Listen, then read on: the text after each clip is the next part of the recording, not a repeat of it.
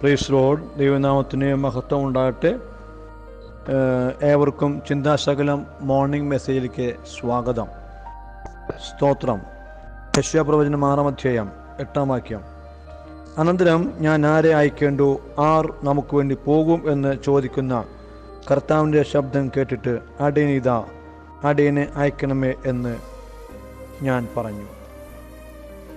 ഉസിയ രാജാവ് മരിച്ച ആണ്ടിൽ യെശയ്യാപ്രവാചകൻ കണ്ട സ്വർഗീയ ദർശനത്തിൻ്റെ ഒരു പ്രധാനപ്പെട്ട വേദഭാഗമാണ് നമ്മളിവിടെ വായിച്ച് കേട്ടത്. ഇന്നും സ്വർഗം ചോദിക്കുന്ന ഒരു ചോദ്യം എന്ന് പറയുന്നത്, ആർ എനിക്ക് വേണ്ടി പോകും? ആ ചോദ്യത്തിന് പ്രസക്തി മനസ്സിലാക്കണമെങ്കിൽ നമുക്ക് ലഭിക്കാൻ പോകുന്ന നിത്യതയുടെ വലിപ്പത്തെക്കുറിച്ച് നാം മനസ്സിലാക്കണം. ലഭിക്കാൻ പോകുന്ന നിത്യതയെക്കുറിച്ചുള്ള ആ വലിപ്പം മനസ്സിലാക്കിയാൽ മാത്രമാണ് നമുക്ക് ഈ ശുശ്രൂഷയുടെ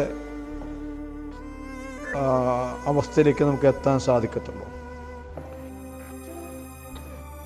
ഇന്നത്തെ അവസ്ഥയിൽ ദൈവമക്കൾക്ക്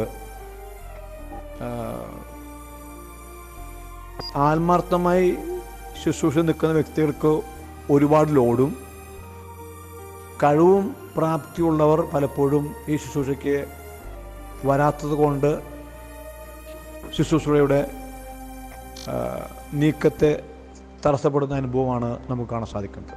ഈ രണ്ട് അനുഭവം പറയുന്നത്, കഴിവും പ്രാപ്തിയും വ്യക്തിത്വം സാമ്പത്തികമുള്ളവർ വേണ്ടതുപോലെ ശുശ്രൂഷയ്ക്ക് വരാതിരിക്കുകയും, എന്നാൽ പരിമിതമായ കഴിവും പ്രാപ്തിയുള്ളവർ വേലയ്ക്ക് സമർപ്പിക്കുകയും ചെയ്തപ്പോൾ അവർക്ക് ഇരിക്കാൻ പറ്റാതെയുള്ള ഓവർലോഡുമാണ് ഇന്നത്തെ ശുശ്രൂഷയുടെ പരാജയം എന്ന് പറയുന്നത്.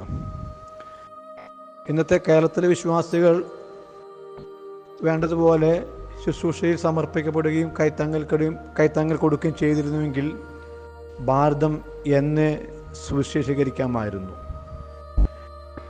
ഇന്ന് അതിനുവേണ്ടി വരുത്തുന്ന പല ഫണ്ടുകളും പലരുടെയും പോക്കറ്റിലാക്കി അത് വേണ്ട പോലെ വിനിയോഗിക്കാതെ മിസ്യൂസ് ചെയ്തു. ബില്ലിഗ്രാം മിനിസ്ട്രി ഇന്ത്യയിലേക്ക് ക്രിസ്മസ് സമയങ്ങളിൽ ഗിഫ്റ്റ് ബോക്സ് അയക്കുന്ന ഒരു പരിപാടി ഏകദേശം ഒരു 15 വർഷം മുന്നേ ഉണ്ടായിരുന്നു. ആ ഗിഫ്റ്റ് ബോക്സിൽ ചിലപ്പോൾ സ്വർണങ്ങളും ഒന്നോ ഒരു 1/2 ഗ്രാമിൻ്റെയോ അല്ലെങ്കിൽ 1/4 ഗ്രാമിൻ്റെയോ സ്വർണങ്ങൾ, വെള്ളിയൊക്കെ വന്നിരുന്നു ഗിഫ്റ്റായിട്ട്. കൂടാതെ ചോക്ലേറ്റ്, കുട്ടികൾക്ക് ആവശ്യമായിട്ടുള്ള ടോയ്സുകളൊക്കെ ഗിഫ്റ്റ് ബോക്സ് വന്നിരുന്നു. എന്നാൽ ഇതിൻ്റെ കോർഡിനേറ്റർമാർ, തലപ്പത്തിരിക്കുന്നവർ, ഈ ഒരു കാര്യത്തിന് വേണ്ടി കമ്മിറ്റിയായി നിയോഗിക്കപ്പെട്ട തലപ്പത്തിരിക്കുന്ന ആളുകൾ ചെയ്ത വൃത്തികെട്ടൊരു പരിപാടിയുണ്ട്. അത് നിങ്ങളെ ശ്രദ്ധപ്പെടുത്താൻ ആഗ്രഹിക്കുകയാണ്. അത് മറ്റൊന്നുമല്ല, ഈ വന്ന ഗിഫ്റ്റ് ബോക്സ് ഇവിടെ വന്ന ശേഷം ആ ഗിഫ്റ്റ് ബോക്സ് കെട്ടയച്ച് പൊട്ടിച്ചു നോക്കി അതിലുള്ള വില കൂടിയിട്ടുള്ള നാണയങ്ങളും അതുപോലെ തന്നെ സ്വർണവും ഒക്കെ ചിലർ അടിച്ചു മാറ്റി വീണ്ടും ഉള്ളത് വെച്ച് പാക്ക് ചെയ്ത് കൊടുത്തിട്ടുള്ളൊരു അനുഭവം എനിക്ക് പറയാൻ സാധിക്കും. ഞാൻ അത് അനുഭവിച്ച വ്യക്തിയാണ്. ഞാൻ ആ കമ്മിറ്റി ഉണ്ടായിരുന്നു. ഞാൻ പറഞ്ഞു വന്നത്, അത്രയ്ക്കും വൃത്തികെട്ട രീതിയിലുള്ള പരിപാടിയാണ് കേരളത്തിലെ ദൈവമക്കൾ, ദൈവദാസന്മാർ ചെയ്ത് കൂട്ടുന്നത്. ഇതുപോലെ പല ട്രസ്റ്റ് ഉണ്ടാക്കി, പല സൊസൈറ്റി കമ്മിറ്റി രൂപീകരിച്ച് വിദേശത്ത് ഫണ്ട് കളക്ട് ചെയ്ത് അത് വേണ്ട വിധത്തിൽ ഉപയോഗിക്കാതെ മിസ്യൂസ് ചെയ്യുന്ന പരിപാടിയാണ് ഇന്ന് മിക്കയിടങ്ങളിലും കണ്ടുകൊണ്ടിരിക്കുന്നത്. ഞാനും ട്രസ്റ്റിൻ്റെ സെക്രട്ടറി തന്നെയാണ്. അങ്ങനെ മിസ്യൂസ് വരാതിരിക്കാൻ ഞാൻ മാക്സിമം ശ്രമിച്ചുകൊണ്ടിരിക്കുന്നു. ഞാൻ പറഞ്ഞു വന്നതിന് ഉദ്ദേശം എത്ര മാത്രമേ ഉള്ളൂ, ആർ എനിക്ക് വേണ്ടി പോകും? ശുശ്രൂഷയ്ക്ക് സമർപ്പിക്കപ്പെട്ടവർ എത്രമാത്രമുണ്ട്?